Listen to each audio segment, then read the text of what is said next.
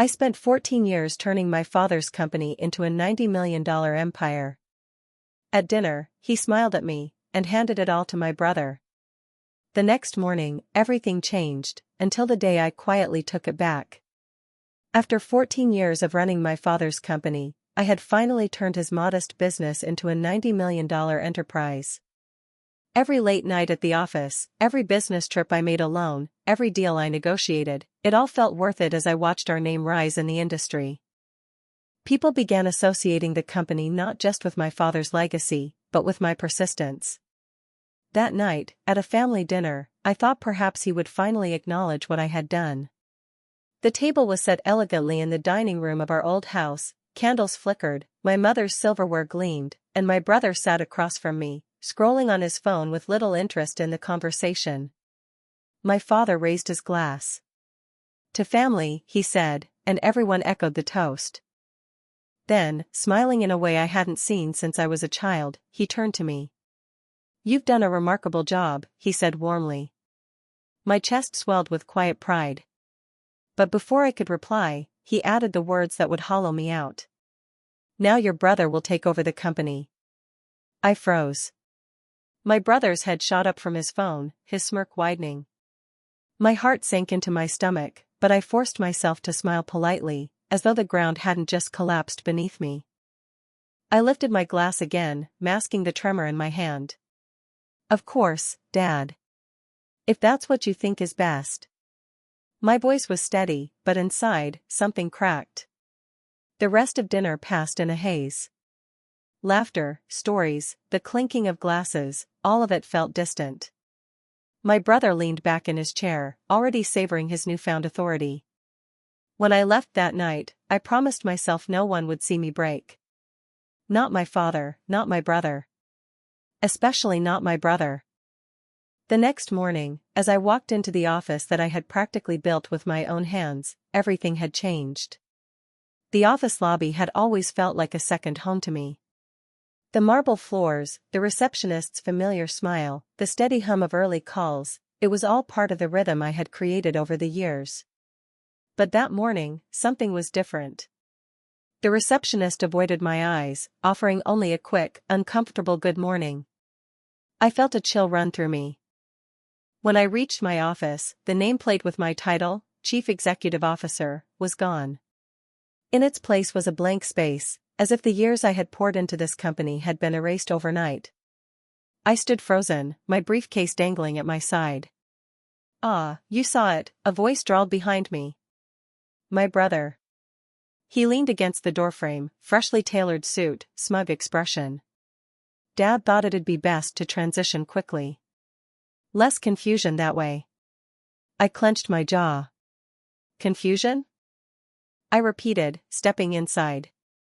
"I've been running this company for over a decade. There's no confusion about who built it."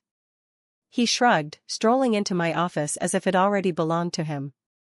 "You built it, sure. But Dad says it's time for younger blood. Someone who knows how to keep up with the trends." He spun slowly in the chair behind my desk, my chair. A storm brewed in my chest, but I swallowed it. "So what happens to me?" "You'll still have a role." His grin widened. "Special advisor, maybe. Or you could take some time off. I hear gardening is good for stress."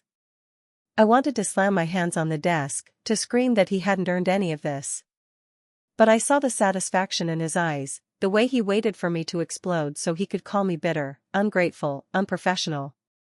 Instead, I smoothed my blouse and said evenly, "Congratulations. I hope you know what you're doing." He laughed, a short, sharp sound. "Don't worry, sis. I've got it under control." But as I left my office that morning, I knew one thing with absolute clarity: he had no idea what it truly meant to run this company. And one day soon, he would learn. I spent the rest of that morning walking through the office halls like a ghost. People who used to greet me warmly now glanced away or offered stiff nods. News traveled fast, and it was clear that everyone already knew my brother was taking over. I could almost hear the whispers trailing behind me: "She worked so hard, and for what? When I entered the conference room for the weekly strategy meeting, my usual seat at the head of the table was already occupied. My brother sat there, legs crossed, scrolling on his tablet. He didn't even glance up as I walked in. The managers, most of whom I had hired myself, looked nervous. A few forced smiles. Most avoided eye contact altogether. "Morning, everyone," my brother said with exaggerated confidence. "As your new CEO, I'm excited to bring fresh energy into the company. We're heading in a bold new direction." His words echoed in the room, heavy with self-importance. I sat silently near the end of the table, listening as he laid out vague promises, modern branding, cutting-edge strategies, a leaner operation. They were empty phrases, the kind people throw around when they don't understand the depth of what's at stake. One of the senior managers, Mr. Collins, cleared his throat. "Sir, with all due respect, the expansion plan we've been following under her leadership has been yielding steady profits. We're on track to close 2 major contracts next quarter." He nodded discreetly toward me. My brother waved him off. Yes, but that's old thinking. We don't need to play it safe. We need to take risks." His eyes flicked to me, smug and dismissive. "Besides, we can't live in the shadow of the past forever." The past. That's what I had become overnight, history. After the meeting, several employees approached me privately in the hallway. "We don't understand what's happening," one whispered. Another said, "We trust you. Don't let him ruin everything."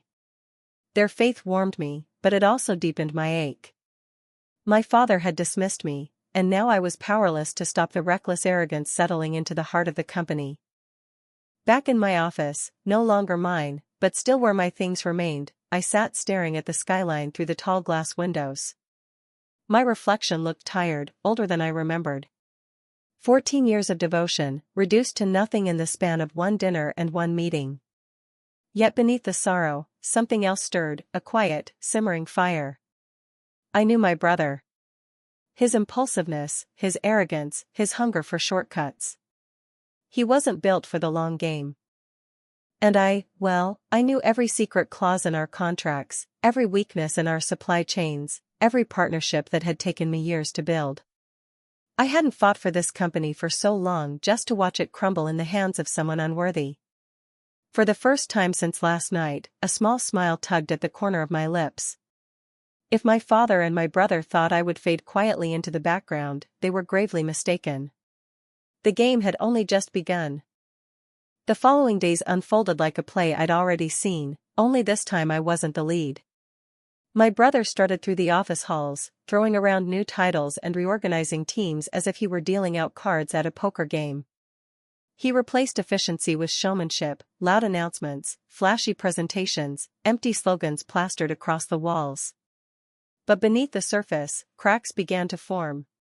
Clients grew uneasy at his impulsive changes. One of our most loyal partners called me directly one evening. "We trust you," he said carefully, "but your brother, he doesn't listen. He pushes deals without understanding the details. If this continues, we might reconsider our relationship." I thanked him, my voice steady though my chest tightened. It was already starting, the unraveling I had predicted.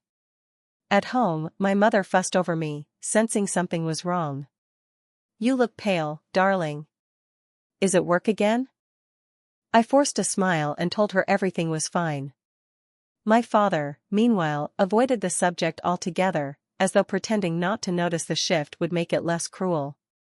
Late one night, I returned to the office to gather a few personal files. The halls were empty, dimly lit, almost eerie. Sitting in the silence of my old office, I leafed through contracts I had once signed, pages of numbers I had memorized, letters of gratitude from employees who had grown under my leadership. A quiet strength settled over me. They had underestimated me. My father, my brother, maybe even the board. They thought handing him the title was enough to erase me. But titles didn't build this company, people did. Relationships did. And those belonged to me. I slipped the letters into my bag, shut off the light, and walked out with a calm resolve. They wanted me out of the story. but I wasn't done writing it. The tension in the office thickened with each passing week.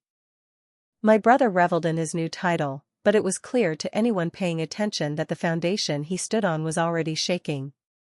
He dismissed managers who questioned him, promoted his friends to positions they didn't deserve, and made decisions based on ego instead of strategy.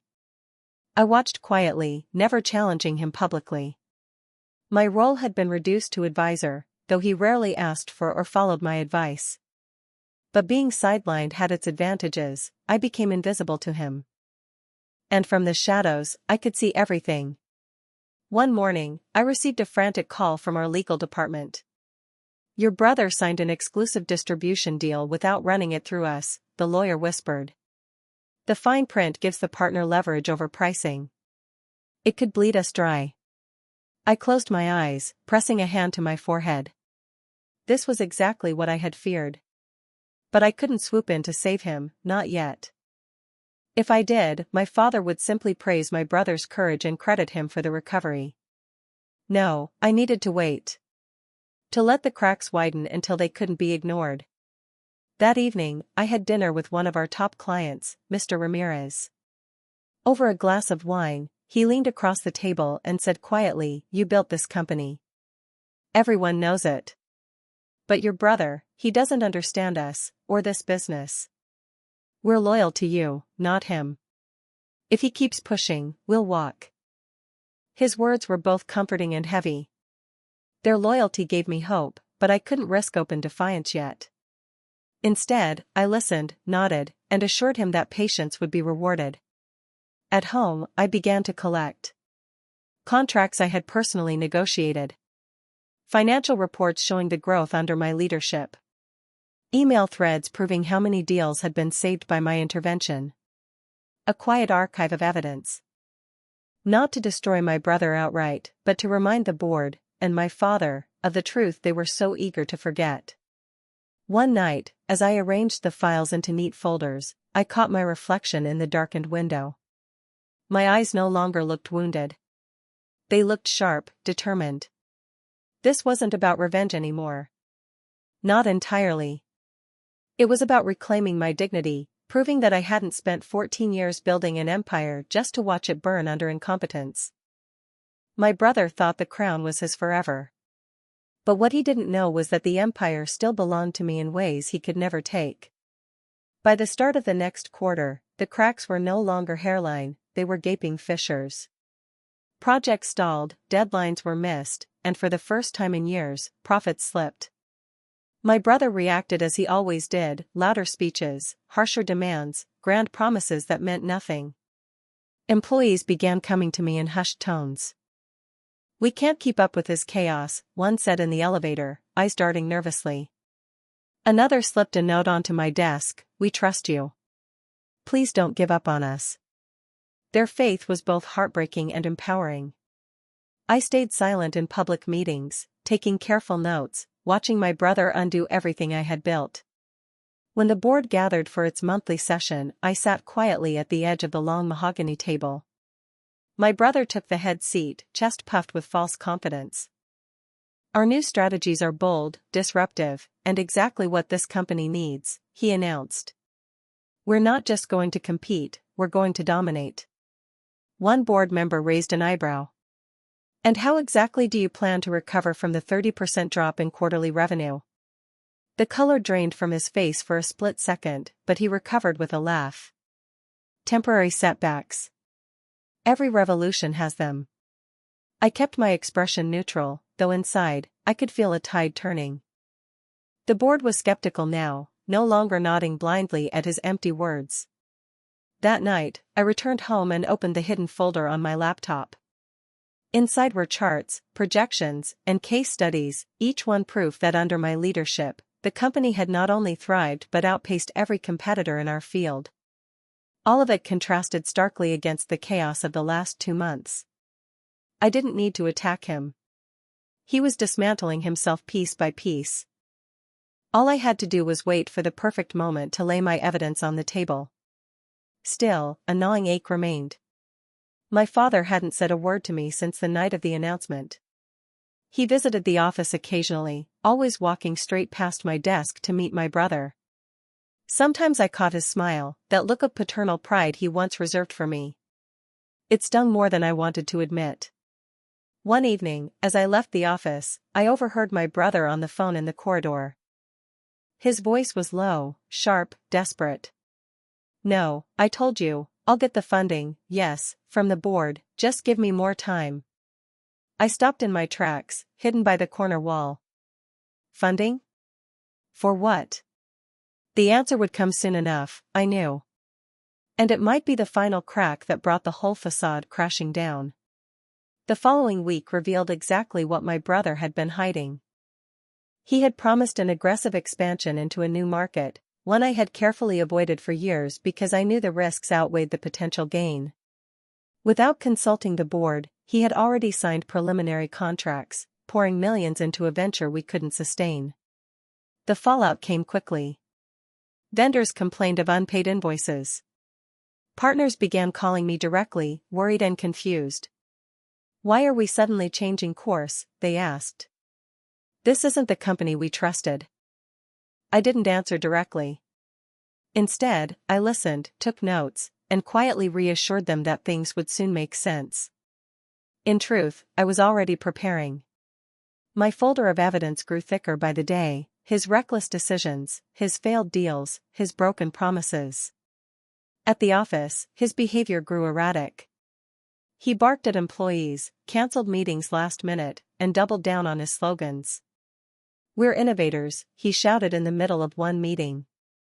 "And innovation means risk." One of the managers muttered under his breath, "Or it means bankruptcy." My brother didn't hear it, but I did. That evening, as I was leaving, I found a small group of employees waiting near the lobby. They looked nervous, as if being seen with me could cost them their jobs. "We don't know who else to turn to," one said softly. "This place is falling apart. Please, don't let it go down with him." I nodded, my throat tight. "Trust me," I said quietly. "Just hold on a little longer." At home, I replayed the family dinner in my head, the smile on my father's face, the weight of his words. "Now your brother will take over the company." He had believed so deeply in the idea of passing the torch to the younger son that he hadn't noticed the torchbearer had no flame. But soon, he would see. I began preparing a presentation, not for a client, not for investors, but for the board itself. A quiet, methodical revelation of every fact, every number, every truth they had chosen to overlook. It wasn't enough to show my brother was failing. I had to remind them what true leadership looked like. And in that late-night silence, I promised myself something else. I would not beg my father for recognition. I would not chase his approval anymore. This fight wasn't about him. It was about me, and the company I had built with my own hands. The reckoning was closer than anyone realized. The day of the quarterly board meeting arrived, and with it, a tension that seemed to seep into every corner of the office. I dressed deliberately that morning, navy suit, polished shoes, hair pulled back into a calm, professional knot. Not for vanity, but for armor. Today would not be about emotions. It would be about facts. When I walked into the boardroom, the atmosphere was different from weeks past. Conversations hushed as I entered. Some members nodded to me, almost in quiet solidarity. My brother, however, sat at the head of the table, radiating false confidence, his voice too loud, his laughter too sharp. "Ladies and gentlemen," he began, tapping the table for attention. "I have a bold plan that will take this company into the future. Expansion, innovation, disruption, it's all within reach." He launched into a slideshow, full of glossy images, bright graphs, and buzzwords. The kind of presentation that looked good on the surface but crumbled under scrutiny. The questions came quickly. "Where is the funding for this expansion coming from?" one director asked. "Projected revenue will cover it," my brother said smoothly. "And if it doesn't?" another pressed. He hesitated. Just a second too long. I saw it, and so did they. Finally, the chairman turned toward me. "You've been silent, but you know this company better than anyone. What do you think?" I rose slowly, my folder of documents in hand. My brother's eyes flashed with panic before he masked it with a smirk. "Oh, I'm sure she agrees with me," he said quickly, trying to cut me off. But I didn't let him. I placed my evidence on the table and began. For 14 years, I guided this company from a small family business to a $90 million enterprise. Every contract, every negotiation, every client relationship, we grew because of discipline and trust. But in the last quarter, we've seen a 30% revenue drop, missed deadlines, and risky commitments made without board approval. These aren't just numbers. These are warning signs. I flipped through chart after chart, emails, contracts, each one undeniable proof. The room grew quieter with every page. My brother fidgeted, his jaw tightening. When I finished, I looked directly at the board. This company was not built on flashy words or reckless gambles. It was built on resilience, precision, and relationships. And I will not stand by while all of that is destroyed. Silence filled the room. The weight of it pressed against my chest. Finally, one director cleared his throat. "We've heard enough. We need to discuss this matter further." My brother's face was pale now, his confidence slipping. For the first time, he looked like the boy I had known growing up, entitled, unprepared, afraid of being exposed. And in that moment, I realized the tide had turned. The boardroom was heavy with silence after my presentation. Papers shuffled, a cough echoed from the far end of the table, and then the chairman spoke. "We need to be realistic," he said firmly. "Our company cannot afford reckless experimentation. These numbers," he tapped the documents I had laid before them, "are not projections. They're consequences." My brother shot up from his chair, his face flushed. "You can't seriously be considering her over me. Dad put me in charge. He trusted me. This is my company now." The chairman raised a brow. "Trust is earned through results, not titles. What we see here is failure." Several directors nodded. A few murmured in agreement. The air shifted, tilting away from him and toward me. I remained seated, calm, letting his outburst speak louder than any argument I could make. Years of discipline had taught me the power of silence. The more he ranted, the smaller he looked. "You're all blind," he shouted. "She's manipulating you, jealous because Dad chose me. She wants to steal everything back." His voice cracked, desperation seeping through the cracks of arrogance. I stood slowly. "No," I said evenly, my gaze sweeping the room. "I don't need to steal what I built. I only need to protect it." The words landed like a stone dropped in water, rippling, undeniable. The board called for a close discussion. My brother stormed out, slamming the door so hard the glass rattled. I stayed, though I said nothing more. My part was done. The evidence spoke for itself. After nearly an hour, the board summoned us back. My father had arrived by then, seated at the corner of the table, his expression unreadable. My chest tightened when I saw him, but I forced myself to stand tall. The chairman cleared his throat. "After reviewing the evidence and considering the company's recent trajectory, the board has decided to reinstate you as Chief Executive Officer effective immediately." His eyes flicked to me. "We believe you are the only one capable of stabilizing this company." The words washed over me like a tide. Relief, vindication, sorrow, it was all tangled together. My brother exploded. "You can't do this. Dad, tell them." He turned to my father, desperate. "You promised this to me." My father finally spoke, his voice quiet but heavy. "I wanted to believe you could rise to the challenge, son. But I can't ignore the truth." His eyes moved to me, lingering. "She's proven herself. Time and again." It wasn't the apology I had once yearned for, but it was more acknowledgement than I'd had in months. My brother stormed out again, this time with no comeback, no smirk. Just the sound of his footsteps fading down the hall. The boardroom sat in stillness. All eyes were on me. And in that moment, I understood, this was not just victory. This was survival. The next morning, I walked into the office not as an exile, but as its rightful leader once again. The receptionist who had avoided my gaze weeks earlier smiled warmly. Employees greeted me with relief in their voices, some even with quiet applause. Their loyalty had never wavered, it had only waited for the storm to pass. My brother's nameplate had already been removed from the CEO's office door. When I stepped inside, I paused for a moment. The air still carried his cologne, the desk still cluttered with remnants of his brief reign, unfinished memos, half-baked proposals, empty promises on paper. I cleared them away piece by piece until only my own folders remained. It didn't feel like triumph. Not entirely. My father's choice still lingered in my chest like a bruise. But as I sat in the chair I had once been forced to surrender, I felt something deeper than triumph, clarity. At lunch, I called a meeting with the department heads.